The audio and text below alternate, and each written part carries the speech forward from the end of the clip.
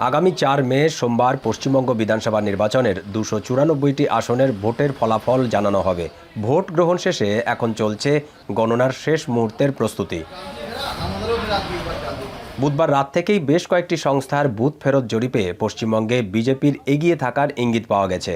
তৃণমূল প্রার্থী মমতার দাবি, অর্থের বিনিময়ে জরিপের ফলাফল নিজেদের পক্ষে দেখাতে বাধ্য করেছে বিজেপি।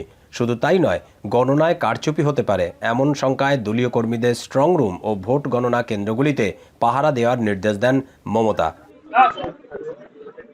এরপরই কলকাতার ক্ষুদিরাম ভোট গণনা কেন্দ্রের সামনে পাহারায় বসেন তৃণমূলের নেতাকর্মীরা।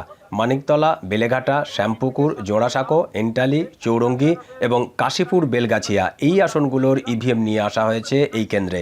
সিসিটিভি সহ নিরাপত্তায় চলছে 24 ঘন্টার নজরদারি। সুনির্দিষ্ট পরিচয়পত্র ছাড়া কাউকেই ভিতরে ঢুকতে দেওয়া হচ্ছে না। তবে ফলাফল প্রকাশের আগেই ভোট কারচুপি নিয়ে বিতর্কে জড়ালেন তৃণমূল ও বিজেপির কর্মী সমর্থকরা। ভোট গণনা কেন্দ্রের ভিতরে বহিরাগত লোক ঢুকেছে বলে অভিযোগ তৃণমূলের। এ সময় বিজেপির বেশ কয়েকজন নেতাকর্মী ক্ষুদিরাম কেন্দ্রে ছুটে আসেন। পাল্টাপাল্টি স্লোগানে এক পর্যায়ে দুই পক্ষের মধ্যে দেখা দেয় বিশৃঙ্খলা।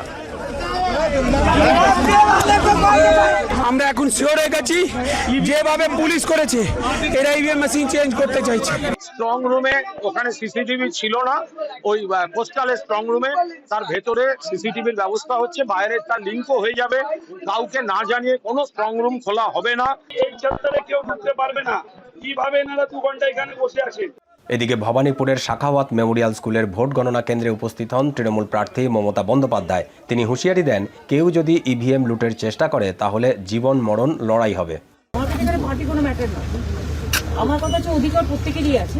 রাজ্য পুলিশ নিজেরা যদি নিজেদের দায়িত্ব পালন না করে, এখন তো আমার হাতে নেই, ইলেকশন কমিশনের আছে, তারা যদি নিজেদের দায়িত্ব তারা পালন করতে না পারে তাদের ব্যর্থতা। জবাবে প্রতিদ্বন্দ্বী বিজেপি প্রার্থী শুভেন্দু অধিকারী সামাজিক মাধ্যমে লেখেন, এই আসনে মমতা যতই চেষ্টা করুক নিয়মের বাইরে গিয়ে বাড়তি সুবিধা নিতে পারবেন না। কেই এজেন্টরা বসতে চায়নি, তো কাউন্টিং এ কে যাবে? কাউন্টিং ওদের লোকই যাবে।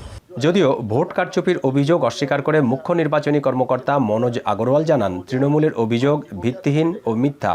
हम प्रेस कॉन्फ्रेंस कर रहे हैं एक्सप्लेन करने के लिए, ताकि एकदम क्लियर रहे। इलेक्शन कमीशन ऑफ इंडिया कोई भी चीज जो है इलीगलिटी को कोई एक्सेप्ट नहीं करेगी, और अगर किसी से भी कोई इलीगलिटी होती है तो इलेक्शन कमीशन ऑफ इंडिया एकदम 100% इंश्योर करेगा कि जो एज पर रूल्स रेगुलेशन सब काम हो। এসব ঘটনার পরেই 2টি ভোট গণনা কেন্দ্রেই নতুন করে জোরদার করা হয়েছে কড়া নিরাপত্তা ব্যবস্থা। পাশাপাশি জনসমাগম নিষিদ্ধে জারি করা হয় 163 ধারা। দীপক দেবনাথ, এখন, কলকাতা।